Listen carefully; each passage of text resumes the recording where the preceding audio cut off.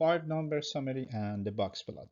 There are 5 important measures that are really helpful in summarizing the data in a very brief and informative way.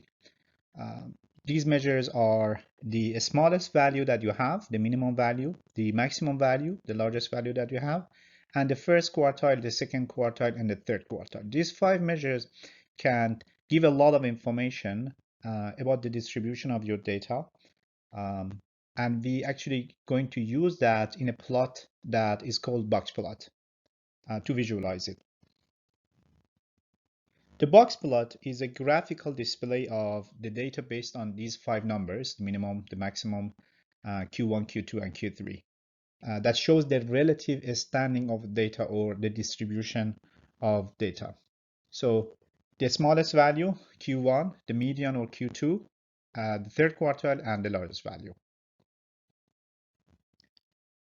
This is how a box plot works. So a box plot has this component. It uses the 5 numbers. The smallest number is going to be shown by a line here, a vertical line. The maximum or the largest number is going to also represent a vertical line here. So these 2 lines is going to be showing the range of your data. You would say, okay, you would know that your data is going to be distributed or vary between the smallest and the largest. There is no value larger than the maximum or smaller than the smallest value or the minimum, right? So all your data would be between these 2 lines. The other 3 components of a box plot is using the 3 numbers, Q1, Q2 or the median, Q3 or third quartile. So we're going to show this actually by a box, as you see here. This box here that shows the 25% here, 25% here, shows the 50% in the middle. Then we're going to connect this box using this line to the vertical line on the right and the vertical line on the left. These 2 lines that I showed you by blue line here, these 2 lines are called whiskers. So this is a box plot.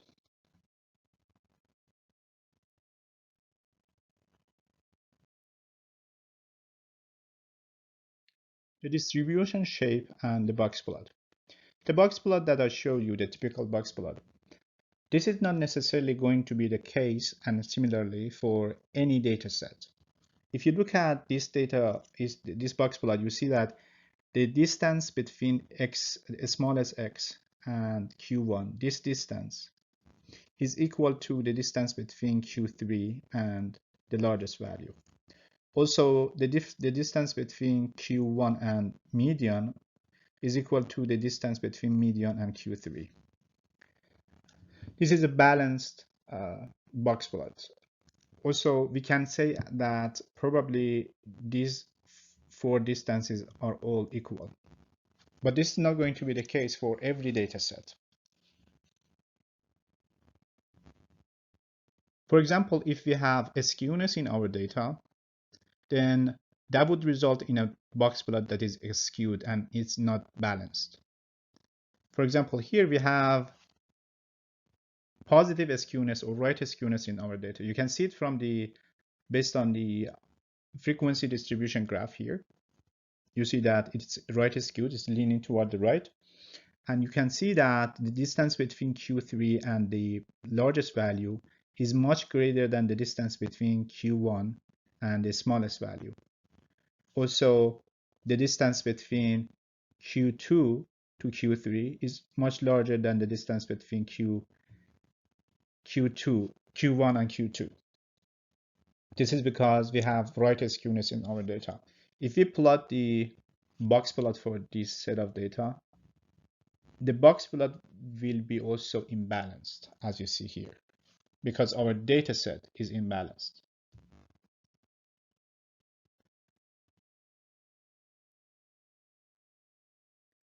If we have left skewness in our data, negative skewness in our data, as you see here. The distribution graph of our data set would also be skewed, as you see here, is leaning toward the left. And the distance between the smallest value and Q1 is much larger than the distance between Q3 and the largest value. Also, the distance between Q1 and Q2 is much larger than the distance between Q2 and Q3. This would result in a box plot that is imbalanced as well, as you see. The distance between the smallest value and Q1 is much larger than the distance between Q3 and the largest value, because we have a skewness in our data. If we have zero skewness in our data, the frequency distribution graph of our data set would be symmetric, as you see here, and the distance between the smallest value in Q1 would be equal to the distance between Q3 and the largest value. Also, the distance between Q1 and Q2 would be equal to the distance between Q2 and Q3. And if we plot the box plot of this data set, we would have a balanced and symmetrical box plot as well. As you see here, the distance between the smallest value and Q1 is equal to the distance between Q3 and the largest value. Also, the distance between Q1 and Q2 is equal to the distance between Q2 and Q3. If we have a higher concentration in the middle, that means that we have a higher height or peak in the frequency distribution table graph like this here. This would result in a more condensed box in the middle and a wider whiskers.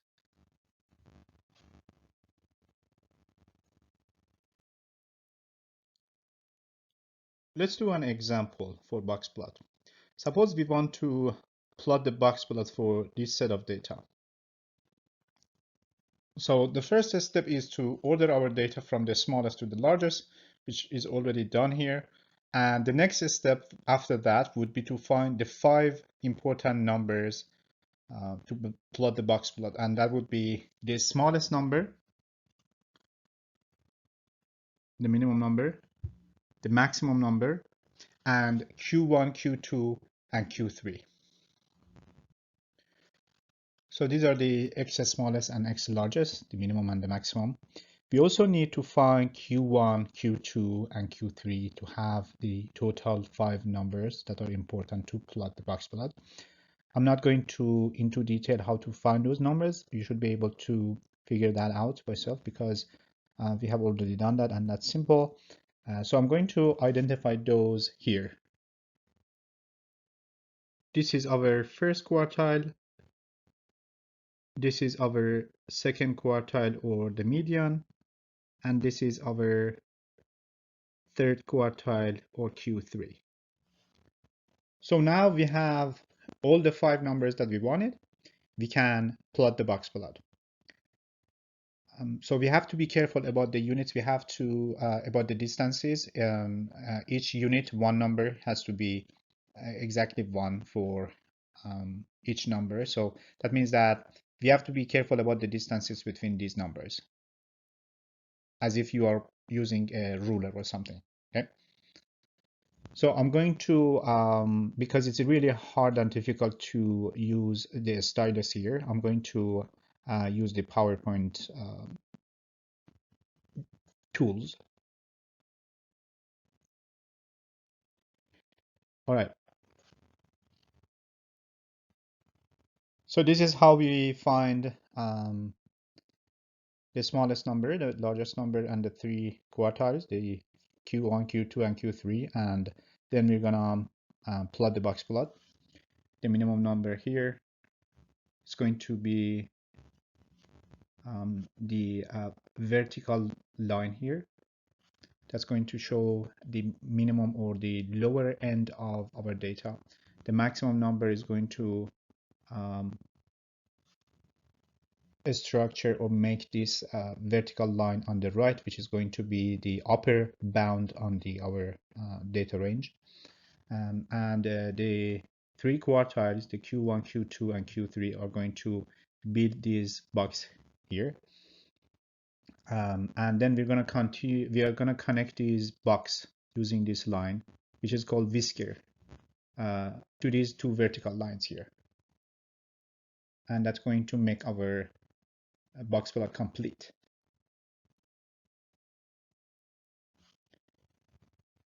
Because the data are right skewed, that's why we have an imbalanced box plot. As you see here, the right whisker, or this line here, is much larger than the left whisker, or we can say the difference between the distance between Q3 and the largest value is much larger than the distance between Q1 and the smallest value, because we have right skewness in our data. So that's also an information that you can get from a box plot. We can actually modify a box plot to sort out outliers if you have any outliers in your data, and show them separately from your data, to give the audience a better understanding of your data. Let's take a look at the box plot that we plotted for our previous example. So as you see here, the box plot is based on 5 numbers: the smallest value, the largest value, and Q1, Q2, and Q3. To modify this box plot, the first thing that we need to do is to find if we have any outlier. So how to do that? We can actually use this formula. So if any value you have in your data that is greater than Q3 plus 1.5 IQR multiplied by IQR, then that value is an outlier on the right. If, on the other hand, if you have any value which is smaller than Q1 minus 1.5 multiplied by IQR, then that value is an outlier on the left.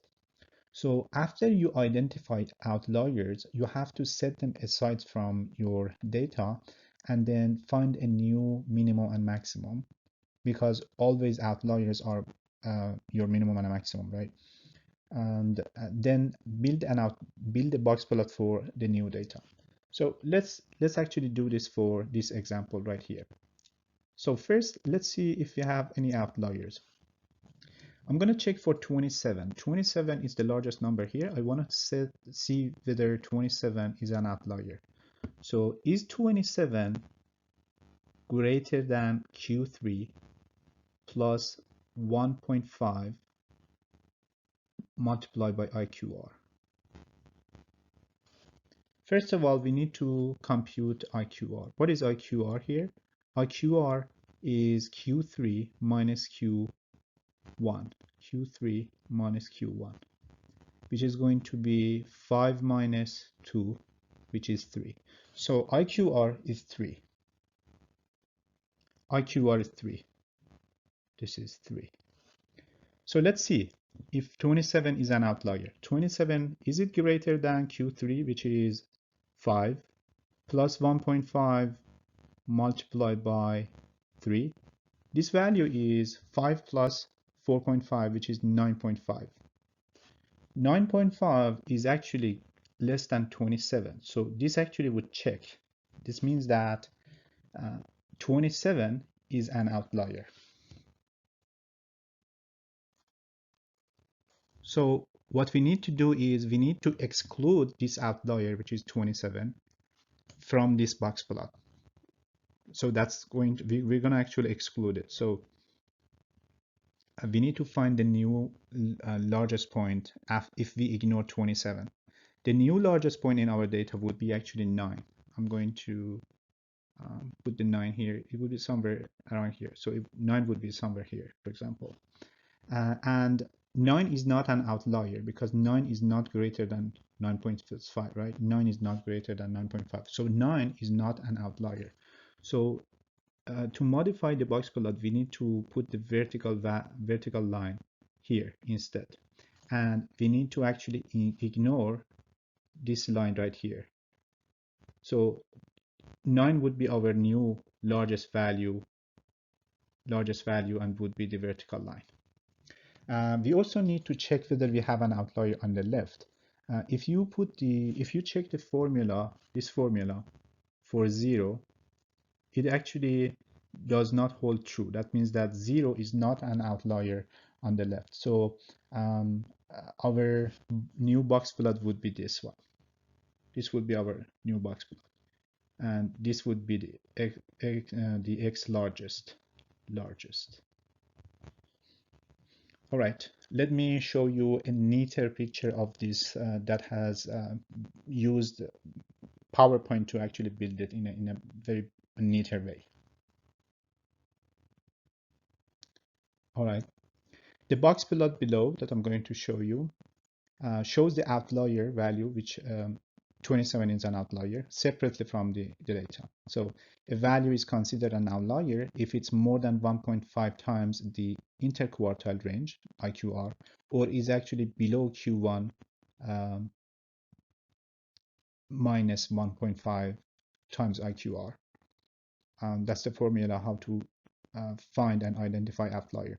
So this would be our box plot. As you see here, we're gonna this doesn't show any vertical line, and it's okay. And as you see here, this 27 is actually excluded from our data and it's shown by just a small circle, right? Is shown by a small circle. So when you look at this box plot, you see that, okay, your box plot is here, your box plot is here, and this line, this point right here is actually secluded. So that means that that's an outlier. And this is going to give the audience more information about the distribution of your data, that, okay, it seems that there is an outlier in this data. Okay.